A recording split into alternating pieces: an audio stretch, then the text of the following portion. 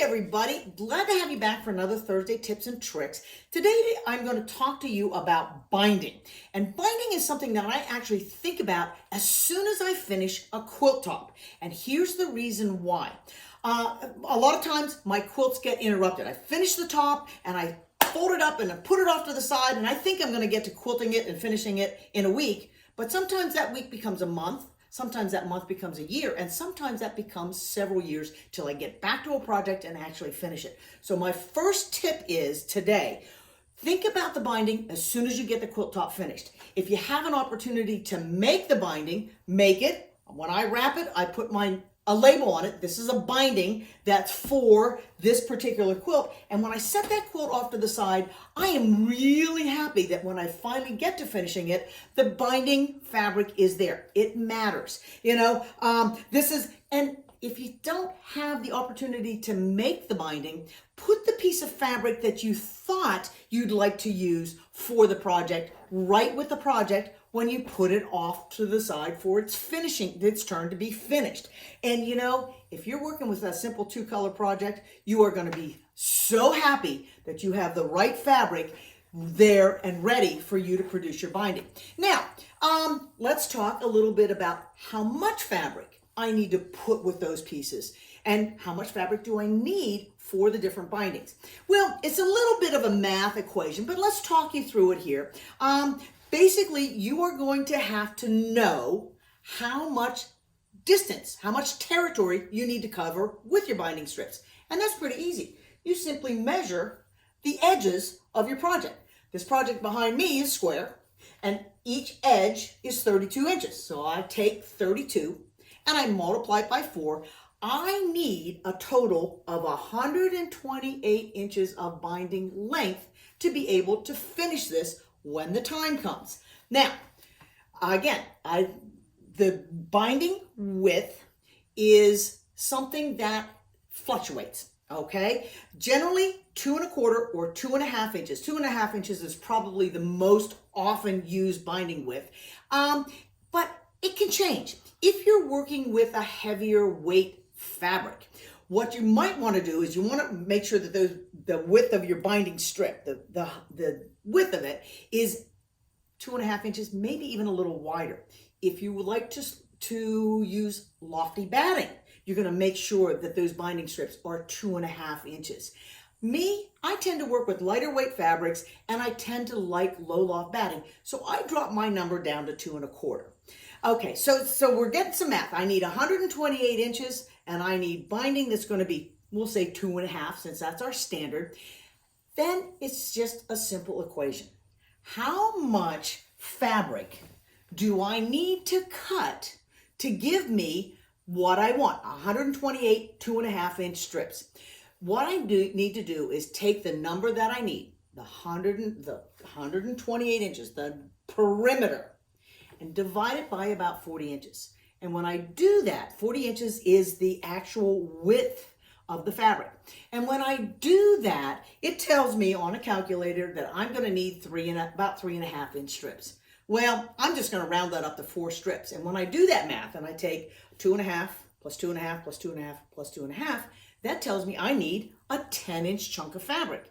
Well, I'm always one for a little bit extra because I don't want to run out when it's 5 years later. So I cut my chunk of fabric about 10 or 12 inches wide, giving myself a little bit extra for the just in case. And then at that point, you're going to have to decide whether you want to cut your strips along the long edge of your fabric piece, or whether you're going to cut bias strips. Now, pluses and minuses. If you use straight grain strips, when you create your binding, what happens is you have the same 2 or 3 threads running all the way around the outside edges of your project when the project is finished. Those threads, if you use the quilt a lot, if you wash it a lot, those threads will wear out and they'll cause damage to your binding. If you use bias strips, what happens is those bias strips have cross threads on the edges when you apply it to your project. Plus it gives you a little of extra give and stretch, so it's always a little bit smoother, and it wears better. And it's no more difficult to cut and use bias strips than it is the length, or I'm sorry, the long strips. So I'm just going to show you how I'd like to do mine, which is with the bias strips. So move those projects out of the way. This is how I proceed. I figured I needed 12 inches of this, and that's about what I have right here.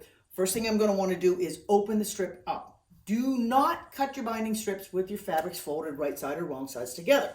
The next thing I'm going to have to do is set up and establish a 45-degree angle. I need a long ruler in order to be able to cut the distance. I like to grab a tool that has a 45 degree. For me, it's my Rapid Fire Lemoyne Star.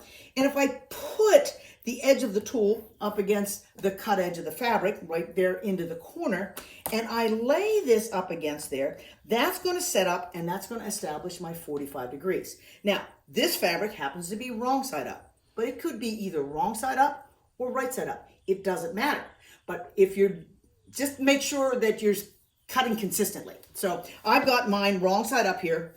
Move that 45-degree angle out of the way, take my cutter and make my first cut. Now I save those triangles. If I need extra shorter strips, I can use that and cut that down. But I'm going to show you how I just go about cutting those bias strips.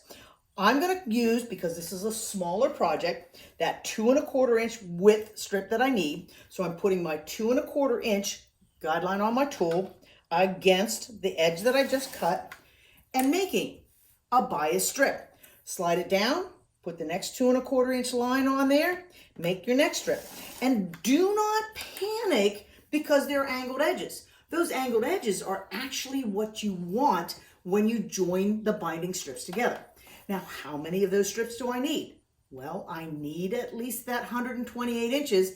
I'm probably going to shoot for 135 or 140. I'm going to make them longer. I'm going to do the whole long strip, and I can figure I've got 17 inches there. So I'm going to need about 9-ish strips to be able to get the length that I need. And I'm just going to continue to cut those until I have all my strips cut. And when I go to stitch them together, you're going to see that those angled seams are exactly what you want.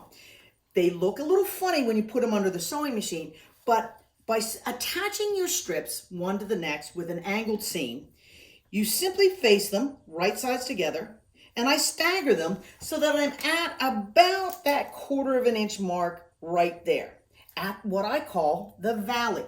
And I stitch from valley to valley. I don't do a lot of marking, and I try to get it about 1/4 inch, but if it's a little bit heavy, that's okay too. But once you add those one to the next, you'll have a strip that looks like this. After they've all been joined for your length, the next step is to press them. And to press them, you'll head to your ironing board. From the wrong side, take a second and open those seams. That angled seam, instead of creating a bulk that's all in one space so that when you wrap this around the edge, you end up with a little bump on the edge of your project, the angled seam is actually what you want to give you a smooth edge on your binding when it's all done. So I would open all the joining seams.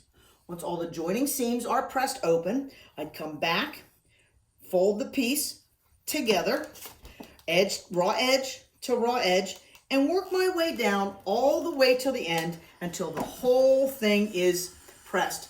And at that stage, the binding is ready for me to add to my project.